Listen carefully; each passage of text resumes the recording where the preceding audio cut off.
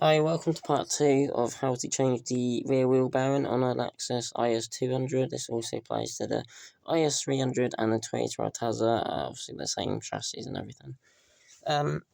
So, at the end of part 1, if you haven't watched the video, I definitely recommend that you watch it because a lot of this won't make sense. So, if you remember correctly, we had this inner race, which is off the bearing. So where we have this is my old wheel bearing. We have the old wheel bearing. So when you pull it off, as I showed in the other video, it separates the two and leaves this inner race on the hub. So what you have to do is get an angle grinder and cut a slot down. Now you want to try and not cut it like that. You want to cut it at quite a good angle, obviously, because then the grinder's not going to hit anything. So it's quite a long cut, but quite a high angle of attack. I've got a flat blade and a screwdriver. Give it a good couple of hits with a chisel. I'll be honest, I tried one screwdriver, it didn't work. I tried another, and after a couple of minutes of faffing about, it cracked and then slid off. So that's how you get the inner race off your hub. You gotta be a bit careful with the grinder, because if you go too far, obviously you'll damage this. So that's that. We then had this piece left in the car. Now I haven't done a video of this, but this is basically left inside.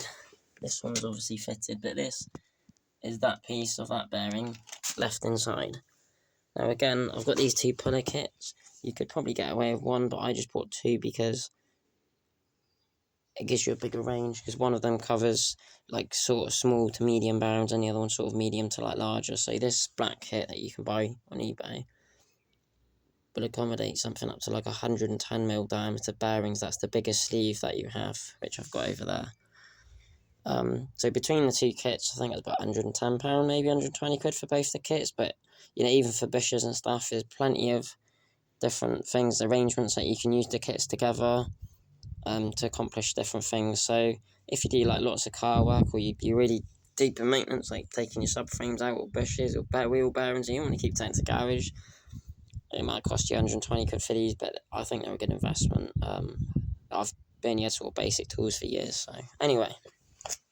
So basically, it's just a case of using the right ones of these to pull it out of there. There's a circlip, which sits in the front of the hub.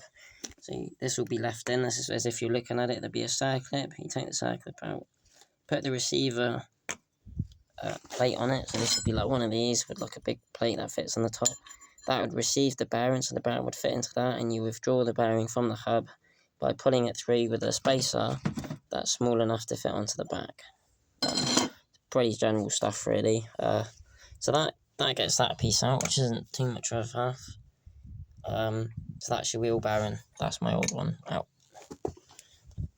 Now, next step, right? So I've just got my new one in. Let me just put the light on.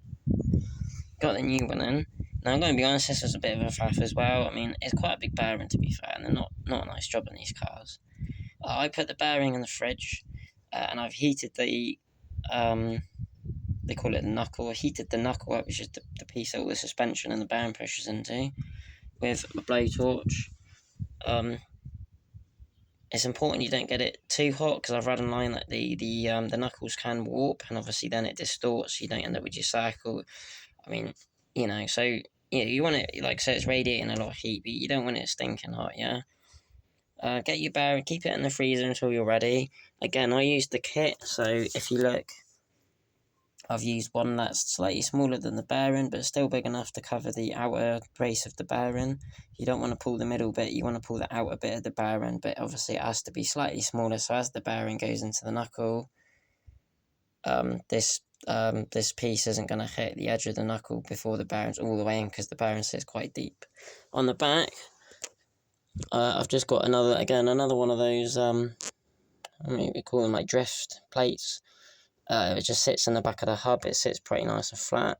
And this one's quite good, this kit, because it's got little bearings on it, which just helps with the tension. Spanner and just the welding gloves, just because I've painted it all just to stop it, so that the spanner hits that and it won't scratch anything. Then a ratchet on here, or torque wrench, a bit more leverage. And you just basically wind it in. The problem I had originally is that it kept kinking over, so you get the bearing in just initially, you just start to go in and it will just kink a little bit. If that happens, just stop, take the kit off, get a hammer and hit it on this edge of the bearing. I'll show you on the old bearing, it's a bit easier to explain. So this is your bearing. So you want to get your hammer and you want to hit it on this edge, the outer edge here, this very edge bit, but you want to hit it from a little bit of an angle this way. If you hit it like that, you might end up mashing this lip and then you'll absolutely ruin your bearing. So I'll just show you, say for instance on mine, this is the sort of angle you want to hit it at. So just there, you know, give it a nice, good but not ridiculously hard hit. So if you think it's kinking, you just need to work out which way it's going. Don't push it in any further, back the kit off because you'll really ruin it. And just give it a good hard few kicks, but be really careful you don't mash that lip. So like I say, you hit it like that, you're going to end up mashing the lip. So keep your hammer at a bit of an angle, so that when you hit it, you can hit it a little bit more. So when you hit it, it doesn't interfere or touch this inner ring, because that holds the seal in, and you're just not going to get your longevity out of your bearing if you mash that up. It's sort of counterproductive. So this is the stage we're at. So we're just winding the bearing in. The new one in. It's pretty tight on these is200s, to be honest with you. I mean, it's my first time doing it, but I did do the other one. I took it to a shop, the whole lot, and they pressed it out while I was there. And the guy said they're quite tight. So I've got the spanner resting on there, big torque wrench, and it's just going to drive the bearing into the unit. I mean, the problem I've got is all my suspension's moving because I haven't got the shock installed at the moment, but ideally, you know, you don't want it moving about, which make life a bit easier. And then just push it in. It's very tight. Very tight. And it's very tight. And that clicking is just how freaking tight it is. Oh, I'll show you in a second. Oh. And as you can see, it's pushing that bearing. It's very tight. People say you can't do these without a press. But you can. You've just got to make sure you prep everything, a bit of wet and dry inside the hub and clean it off before the bearing goes in. I use 400 grit just to smooth it all off a bit. Give it a right good clean. Make sure no like little bits of swarf or like stones or dirt get onto your bearing surfaces, because that will end up jamming up. It's a really tight fit, you know. So just keep everything nice and tidy. Go gingerly with it, and if it starts kinking over, then back it as soon as it starts sinking over, back it off. You could even measure the top and bottom, all the sides as you go, like little bit by bit, to work out which side's sticking out more. Give it a good couple of hits with a hammer. You can always put like a bit of wood on it, a block of wood. If you wanted to give it like a straighten it off. The hammer worked really well. I was actually quite surprised. I didn't really think that the hammer was going to straighten it out, but it's actually sorted my problems. It's pulled it straight, and once it goes in, it goes in. It is pretty tight, to be fair. I'm going to keep winding that, and then once I think it's gone in enough, I'm going to back it off and see how much gap I've got to the circlip to fit in, because there's a little groove for the circlip. So once the bearing's past that groove, it should be seated all the way in the back. So I'll just pause the video and I'll just carry on with this, and then I'll come back to the video. Right, so taking it off a couple of times, put it back on. So all we've got is that piece, which will fit. Let me take that off. Hang on. All we've got is this piece here, which fits onto there. That will fit inside there, loose, and it pushes the bearing, and then it winds in. So I've just taken that off. It's now, let me just take the rest of this bearing pulling kit off.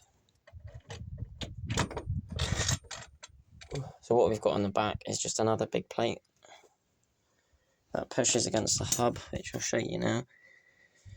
So it just pushes against the back lip, this very, very back lip, but it doesn't matter as long as it's central and it's not wobbling around. So that's now up against the edge, and that's the bearing sat in there. And then in here, it's just a bit of condensation for when it was in the freezer. It's now sat in the edge, and I should be able to fit the circlip. That's all there is to it, really. The next stage of the process will be to install the hub with the wheel studs on it. So this will push into here, but you have to, on this car, you have to install the bearing into this piece first. If you install it into the other piece and try to push the lot in, you'll end up pushing the inner race of the bearing out. It has to be in this order. So the next thing will be to pull the hub on, so I can put it through with a hole, because it's a hole through for the shaft. So again, I'll have to have a backing plate on the back, something on the middle of the wheel hub, and then I can pull that in and pull it into there, which I'm going to show you now, or attempt. It might not finish it tonight, I'll see how it goes. So let me just pause the video, and again, I'll see if I can get that set up properly. Well, I've got to do the circuit first, so I might just make a new video when I come to it, and then I'll upload that maybe as a part 3 or something like that. I hope that's helped, guys. And yeah, if you like my video, start subscribing. I'm going to start trying to do some more sort of car maintenance videos, especially on the Lexus. There's quite a lot of information out there, but not when it comes to changing bearings and stuff like that. I guess people get them done at garages. I'm sorry, some people do them together, but it's not something, unless you've got a press, it could be a bit daunting. So it just shows you can do it. I mean, this is my first time doing one of these and using the kit, so it's been a bit of a learning curve.